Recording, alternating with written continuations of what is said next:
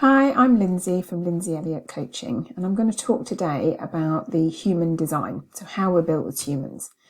Now, this might seem like a slightly strange thing to want to talk about, but on my own journey through life and through my own I was in the kind of self-help spiritual world for an incredibly long time. When I explored how humans are made, like how our experience is created, all of the things that is absolutely every single human being is born with, I found such an incredible amount of freedom that didn't come through looking at more like techniques-based therapies or from anything that was kind of looking to try to fix myself. So the purpose of this video really is so that hopefully I can help illustrate that there isn't anything that you need to fix about yourself. There isn't anything broken about you. There isn't anything that you need to improve about you. It's just that maybe you're misidentifying with your mind, which is not who you are, and believing that that's who you are, and that's the bit that looks like it's broken and needs to be fixed. Anyway, so I'm going to talk about how we're built as human beings, because this understanding was so incredibly helpful in my own life, and it's what I use as the basis in my coaching with my clients now. And the level of freedom that you can have in life when you really understand this is just incredible. So the first thing that I want to talk about is that in any given, and I talk about this in almost every single video that I record, is that in any given moment, the only thing we are ever feeling is our own thought energy. Now, by thought, I don't just mean our cognition. With that, because with thought comes feeling, and also things like sensations, anything we can experience through touch, taste, smell, really just anything that's in our experience, we're going to label that as thought, call that thought, the principle of thought. And in any given moment, that is the only thing we are ever experiencing. I kind of like to imagine it kind of flows into us. And yes, we can hear it as a voice or a narrator in our head. We feel it as feelings in our body or sensations in our body, pain, upset, warmth, comfort, all of that. We feel all of that, but it's a constantly flowing energy. And that's what's bringing us our experience of life. Now, we aren't taught this. What we are taught is that we are feeling our circumstances. So if you get divorced, that's going to make you feel sad. If you crash your car, that's going to make you feel angry. If you get a new job, that's going to make you feel elated. So we are taught that life doesn't work from the inside out. It works from the outside in. But one of the most liberating things that we can know is that we're only ever feeling our own thought stream. We're not feeling our own circumstances. Now, I've got lots of other videos on that.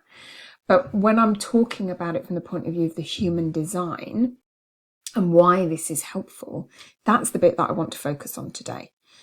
So if we were feeling our circumstances, then we would need the circumstance to change in order for us to feel better, either about ourselves or about a situation. But because that isn't how we're built as human beings, okay, so I'm not just talking about anything that's personal to me. This is, as far as I can see, this is absolutely how every single 8 billion of us is built, is that if we felt our circumstances, then we would need those circumstances to change in order to feel better, in order to have different thoughts and feelings. But that isn't how we're built. So you can have a circumstance. So, for example, I've been divorced in my life. And yes, when I first got divorced, it was very painful. There was lots of sadness, lots of tears, lots of upset, lots of very difficult stuff to go through, as well as a load of other things that went on with it as well. A bit of relief and a bit of confusion and a bit of, okay, what's next? A bit of excitement, so we've got the fact of something happening in your life, and then there's a load of different experience around it that's created because we're only ever feeling our thought, and that changes all of the time. Now, if the divorce was causing my feelings, then I would need that divorce to not be there or to go away or to stay married in order to feel better. But that isn't how we're built, thank goodness. And sometimes people really struggle with that. Say, well, how can it not be that the death of someone is not going to make me feel sad? How can it be that losing your job isn't going to make you feel angry, And if we can really pull back and see, actually, it's a beautiful part of the design that we're only ever feeling our own thought and feeling about what is happening in life. There is no inherent power in any circumstance to make us feel anything. And I think that is an amazing part of the design, and something that if I'm going through something challenging, I actually really hold on to. I don't need this. So when COVID first hit and I was incredibly anxious, it quite surprised me how anxious I was. I held on to the fact that I knew it wasn't coming from COVID, the circumstance. I knew it was my own thinking about it. And I knew that thinking would change and pass and ebb and flow, and my perspective would alter, and it did. So that was something that I actually really held on to in a challenging time. And I know that if you can see that too, it can also be incredibly comforting and reassuring that it is part of our design that we don't feel our circumstances. We only ever feel our own thought and feeling flowing through us. Now, the second brilliant part of our design is that thought and feeling stream, we don't have to manage it. I think it's a power much greater than us. I'm kind of pointing out here because this is how I kind of see it. It's kind of all around us. You know, some people call it God, some people call it universe, some people call it life force, some people call it energy, some people call it spirit. There's loads of different names for it. Oh, sorry, spilt my tea then. There's loads of different names for it, but really it's just this one energy that is absolutely bringing a moving thought and feeling through every single one of us, moment to moment to moment. And there's nothing that we have to do to shift that energy on. It's absolutely part of our design. So again, this is what I really want to focus on, part of our human design, that absolutely we can have really intense thoughts and feelings and emotions passing through us about our circumstances. And those absolutely are designed to move on. There is a power greater than us that we can absolutely rely on to shift that energy, because it is just life. It's just life flowing through us.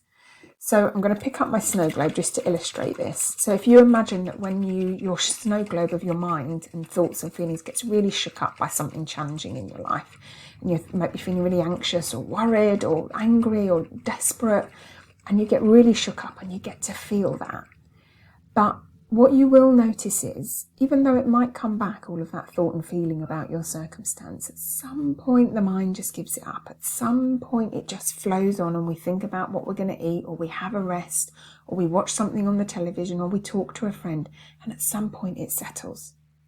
So this settling process that this snow globe is illustrating is absolutely part of the human design. You can rely on this. You can rely on this happening. Now, you might get shook up again, and I think this happens more when we innocently think that we are our mind, we are our thoughts and feelings, it's who we are, and we've got to move it on. So if I think I've got to move this on, I get in there and think, right, I've got to calm myself down, I've got to change how I feel, I've got to get back at them, I've got to, we get into action when really all we just need to do is leave it alone, do something else, and the mind settles.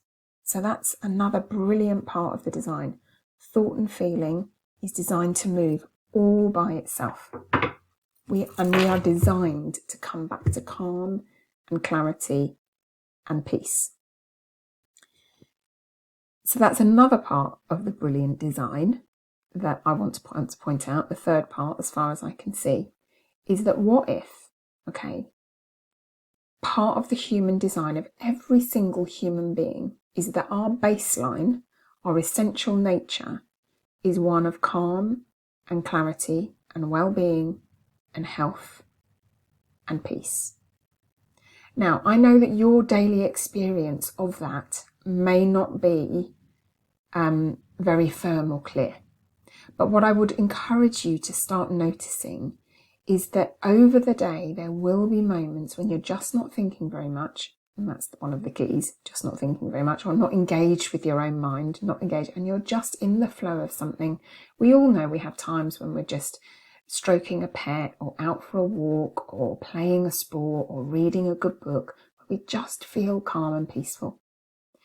And what I want to suggest, because this is certainly what I have seen to be true in my own experience, is that this calm baseline is who we really are. We all have it innately within us. And then we have thought and feeling, our psychology, this energy passing through us all the time. Now, where understanding the human design is really helpful is that if we know this is who we are, and we have a psychology that is moving, a thought and feeling process that is moving, bringing our experience, but it isn't who we are, then we can just start gently knowing, I'm going to come back to this peace and calm and clarity at some point. This energy is going to settle down because it can't do anything but settle, even if it gets revved up again.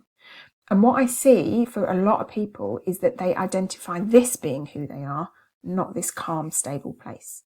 And what I want to suggest is part of the human design, inbuilt, innate, in everybody, is this place of calmness, is this place of peace and clarity and just well-being and being okay. Another super helpful part of the human design that I can see is that we don't only have our intellect going for us. So quite innocently, if we've got an issue or a problem or a challenging situation, for most of us, we have been taught that we just need to go up into our intellect and think about something a bit harder. But what I want to propose, because what I've seen to be true about my own experience and that of every other human being that I've ever come into contact with, is that energy that I talked about before, mind, spirit, God, universe, energy, quantum field, whatever you want to call it, that's creating thought and feeling, creating our experience, is we're also connected to that. It is us, really. It's absolutely in us, through us. We are that energy. And that energy is filled with wisdom. It's filled with common sense. It's filled with every solution that you ever need. So we don't only have to rely on our intellect for solutions. So this might be sometimes difficult for people to grasp, particularly if you are quite analytical and intelligent and love your intellect and love to kind of play around in your own intellect. But what I would encourage you to see, I haven't met a human being who doesn't recognise this experience of having really been caught up about something, thinking about a problem, thinking about how am I going to deal with this? What's this? It might be something at work. It might be something in your home life. There's an issue going on that looks like you just need to chew it over in your intellect to get to the answer. And eventually you just go, I don't know what to do. I've got no idea. And you take your mind off of it and then you go for a walk or you have a shower or you do a bit of exercise or you go and do a bit of gardening or you talk to someone and suddenly, out of nowhere, the solution just drops in. Now that is that wisdom, that intelligence, that deeper knowing, that life that we are all connected to. And it's absolutely a capacity that every single human being has. Again, part of the design, part of the brilliant design of human beings, is that this wisdom, this common sense, this capacity to have insight, to see something different, to see solutions is absolutely built into all of us.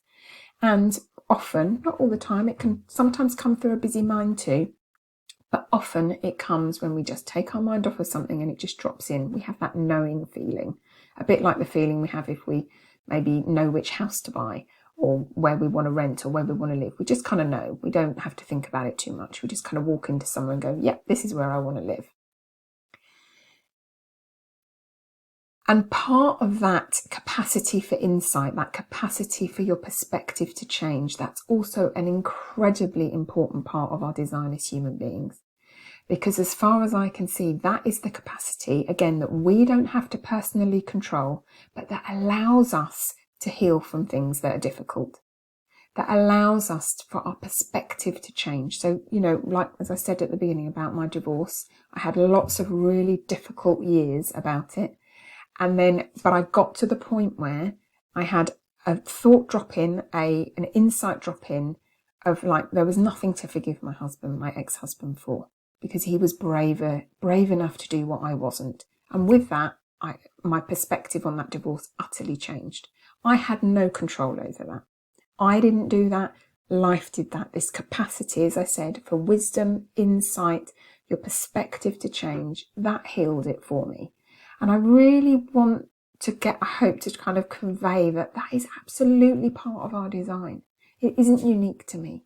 Every single one of us has that capacity for your perspective about something challenging to change, for your feelings about things to change, for everything to, in your experience, to change, because, and I go back to the very part of our design, the only thing we're ever feeling is our own thought and feeling. And that's constantly moving and changing. So I know I've said a lot here, I've pointed to a lot here. If you feel like you've heard something in this, I would recommend that you listen to it again, because I know that this can be quite a different way of seeing how we're built as human beings.